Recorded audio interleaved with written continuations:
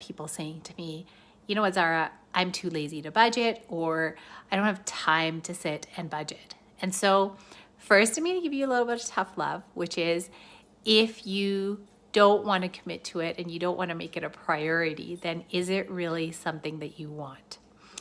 And then I'm going to give you some hacks to get you to start liking the process so that you can realize how important it is for your financial future. Okay, so I always recommend a full budget, but if you are just starting out and the whole idea of a budget is scary to you, then here is my lazy girl hack to a budget.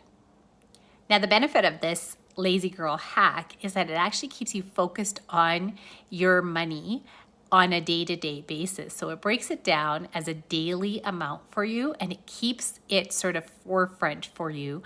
And it's also creating that habit of having that relationship with your money and making sure that you are constantly talking to your money.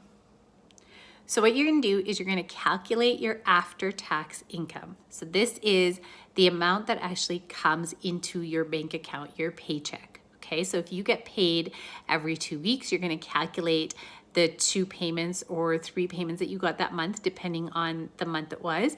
If you get paid every month, it's the amount that comes into your bank account every single month. Then you're going to add up all your fixed expenses. So this is rent, utilities, things that are fixed expenses that you have on a monthly basis, gas, transportation costs, all of that. You're going to add that all up. I know you're going to get mad. This is a lot of work, but it's going to be easier. If you are somebody that puts everything on one credit card, then it's easy.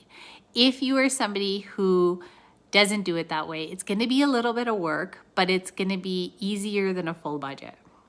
Now you use your math skills and you subtract your after-tax, you take your after-tax income and you subtract your fixed income from there and you get a number.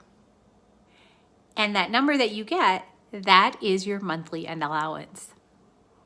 So what you're going to do is you're going to divide that number by 30 or 31 days, depending on how many days are in the month. And then you are going to know what your daily spending limit is.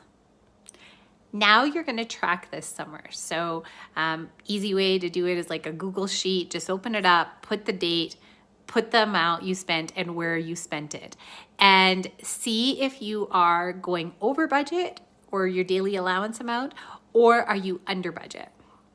And on the days that you are under budget, you are winning that day. So that is such an amazing day and you are going to celebrate that day.